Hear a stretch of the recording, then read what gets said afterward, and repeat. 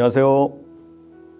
신곡동 역사를 찾아서라는 주제로 여러분께 강의를 하게 된 권만영입니다. 그럼 지금부터 강의를 시작하도록 하겠습니다. 먼저 신곡동 명칭의 그 유래와 변천에 대해서 말씀드려 보겠습니다.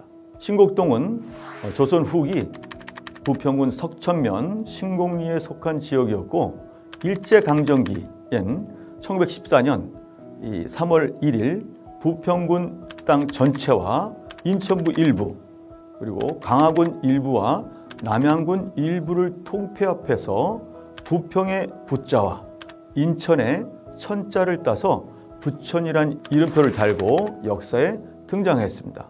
신곡동은 1914년 부천군이 신설되면서 계남면에 속했다가 다시 1931년에 이 계남면을 소사면으로 이름을 바꾸게 됩니다.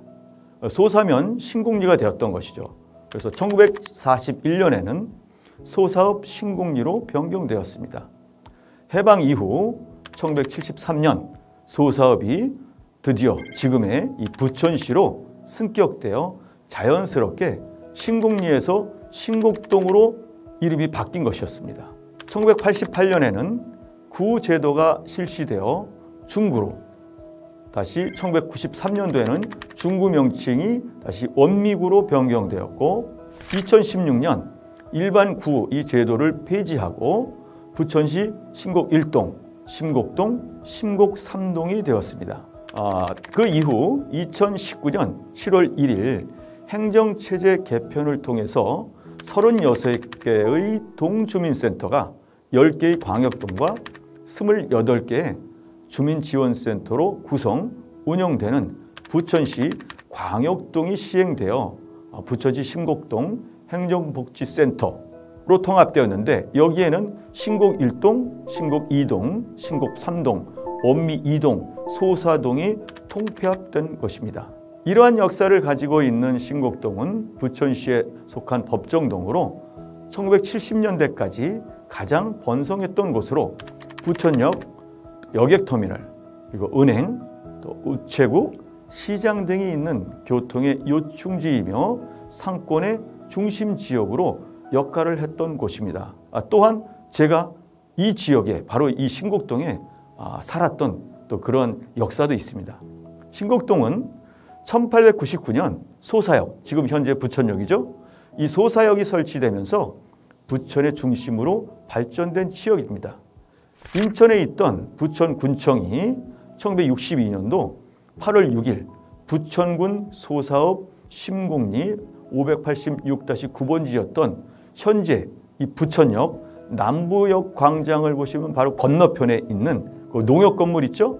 그리고 그 옆에 또 먹자골목 입구에 있는 지금 현재 세워진 이 주상복합 건물 자리로 이전하면서 부천에서 시내 중심지로 발전하였던 것입니다. 신곡동에 있었던 부천시 청사가 1979년 11월 1일 중앙동, 현재 그 북부역 쪽에서 좀 떨어져 있는 곳입니다만 원미 어울마당 건물 있죠. 그리고 또 바로 근처에는 원미 경찰서도 있습니다. 이곳으로 이전하기 전까지는 그야말로 이 신곡동이 부천의 중심가였습니다. 1970년대 부천의 상업 중심 지역으로서 부천역 주변에 전체 상점의 절반 정도가 집중되어 있었습니다. 부천에서 가장 번화가였지요. 금융 또는 보험, 대중식당, 숙박업소, 각종 사회단체들이 신곡동에 있었고 또한 악기, 또 서점, 인쇄소, 극장, 사진관, 깡시장 등이 있었기 때문에 부천에서 그야말로 중심 상업지구가 되었습니다. 부천역의 과거와 현재를 한번 살펴보겠습니다. 우리 부천 시민들이 가장 많이 하고 있는 교통수단인 이 부천역을 한번 찾아가 보겠습니다. 이 부천역은 1899년 개통되어 현재 서울과 인천을 이어온 그 당시 1899년도에 경인선 철도의 소사역으로 불리다가 1973년 우리가 앞에서 본 것처럼 7월 부천시 승격을 한 이후에 부천역으로 이름을 바꾸고 우리 부천시를 대표하는 역으로 사랑을 받아온 부천역의 과거 이 풍경을 잠시 뒤돌아보겠습니다. 1899년 경인철도 개통과 함께 1899년 9월 소사역이라는 이름으로 처음 영업을 개시했습니다. 이 소사역은 우리나라 최초의 철도인 경인선 보통역이었던 것이죠. 혹시 여러분은 우리 이 부천 지역에 이 소사역 말고 또 다른 철도 김포선이 있었다는 사실 혹시 알고 계신가요?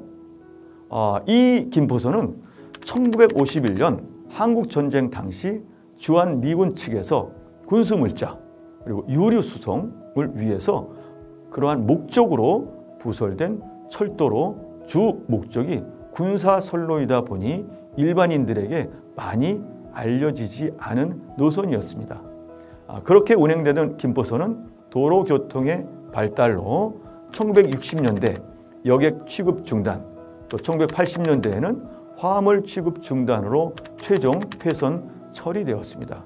그렇게 운행이 중단된 지 40여 년이 흐른 지금 비록 예전의 흔적이나 이 자취를 거의 찾기 어렵지만 옛 지도로나마 그 노선을 한번 확인해 보시겠습니까?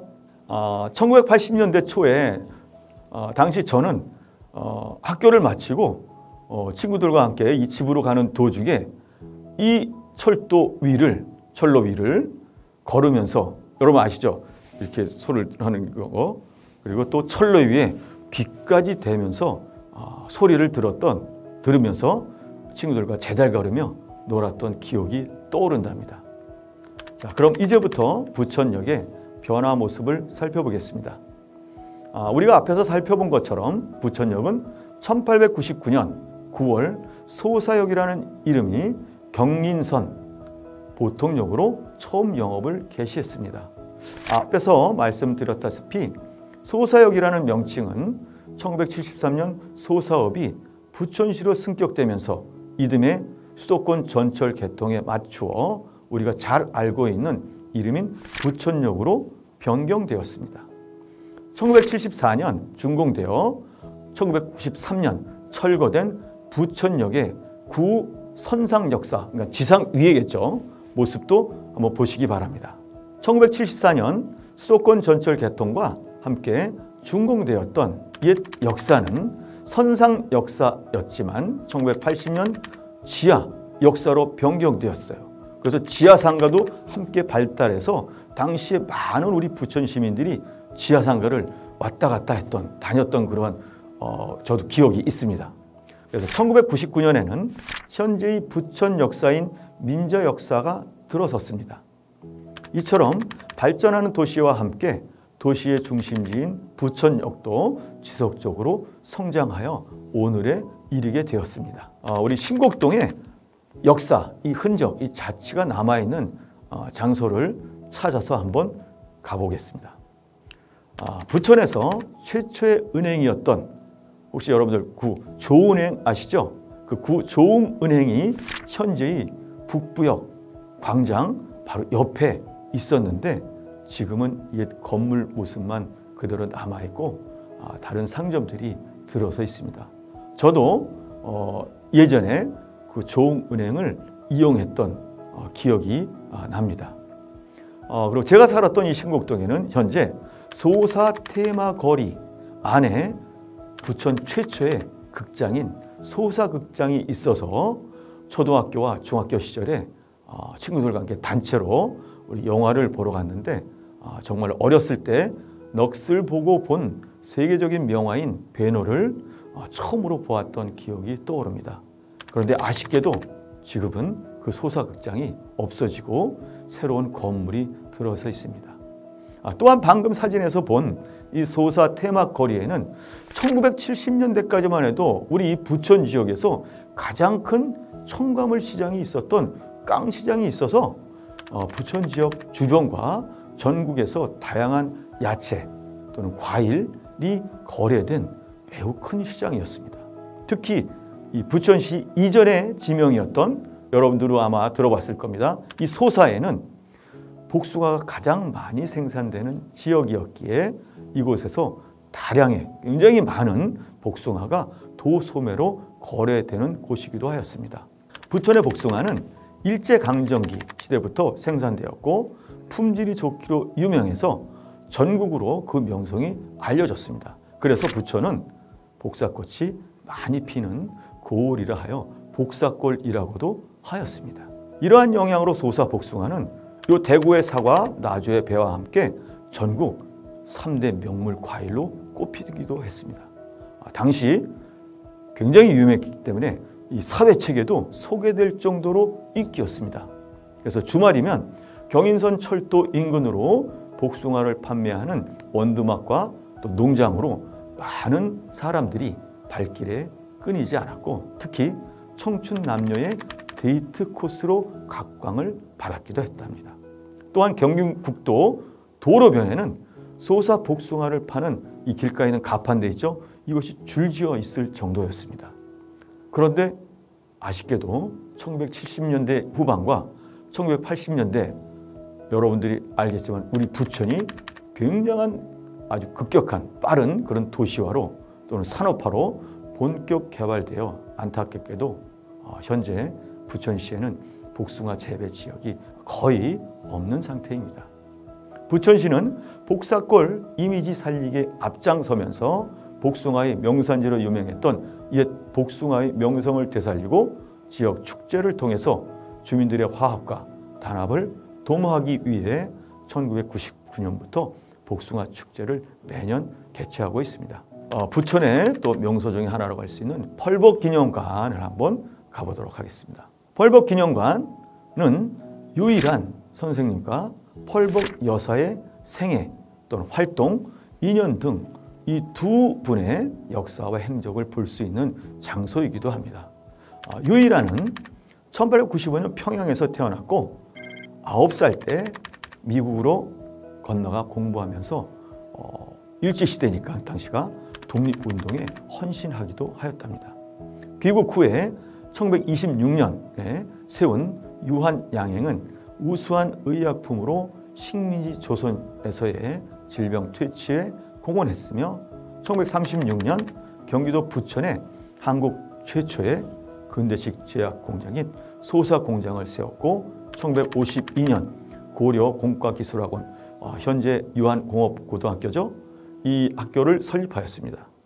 1967년 공장 터와 건물을 펄벅재단에 기증하였답니다. 제가 기억하는 이 유한양행에서 만든 제품으로는 당시 안티프라무인이 기억납니다. 자, 그 당시 거의 모든 집에서 볼 수 있는 흔한 상비약이죠. 이 제품인데요. 제가 한번 집에서 쓰는 거라서 한번 갖고 와봤습니다. 바로 이겁니다. 지금 저희 집에서도 꾸준히 사용하고 있답니다. 1999년 선생님은 한국에서 가장 존경받는 기업가로 또 2009년에는 한국을 대표하는 인물 100인으로 선정되기도 했습니다. 다음 펄벅 여사는 미국 웨스트 버지니아주에서 1892년 출생하였고 소설 너무 유명하죠 여러분들? 대지로 1931년도에 노벨 문학상을 수상하였습니다. 또 2차 세계대전 때 미국의 OSS, 미국 전략사무국이죠. 이곳은 우리 일제시대 말기에 대한민국 한국 광복군과 활동하는 그런 의미도 있습니다. 이 분께서 이때 중국 담당으로 들어오며 한국과 인연을 맺었습니다. 한국 전쟁 후에 한국의 순환사를 그린 소설 갈대는 바람에 시달려 또와 한국의 혼혈화를 소재로 한 소설 새를 썼으며 1965년 다문화 아동 복지기관인 펄벅재단 한국지부를 설립했습니다. 1967년 유일한 선생님이 기증한 부천시 신곡동에 위치한 유한양행공장 터에 조사희망원을 건립해서 1973년 펄벅 여사께서 삶을 마감하기 전까지 한국 전쟁 이후 전쟁 고아들과 또 혼혈 아동 등 2천여 명을 손수 돌보고 교육시켰습니다. 이후 이 소사희망원은 1975년 문을 닫았습니다. 펄벅 여사께서는 평생 고통을 받고 버림받는 아이들을 위해 헌신해온 박예정 씨는 2006년 설립된 펄벅 기념관을 중심으로 지금도 그 정신이 이어지고 있으며 펄벅 기념관에는 예전 사진과 펄벅 여사의 유물 등 400여 점이 전시되어 있습니다. 네, 이상으로 1980년대까지 부천의 중심지였던 신곡동에 대한 역사에 대해서 살펴보았습니다. 다음에는 과거 우리 이 신곡동의 역사가 많이 남아있는 현장을 직접 답사하는 시간을 갖도록 하겠습니다. 감사합니다.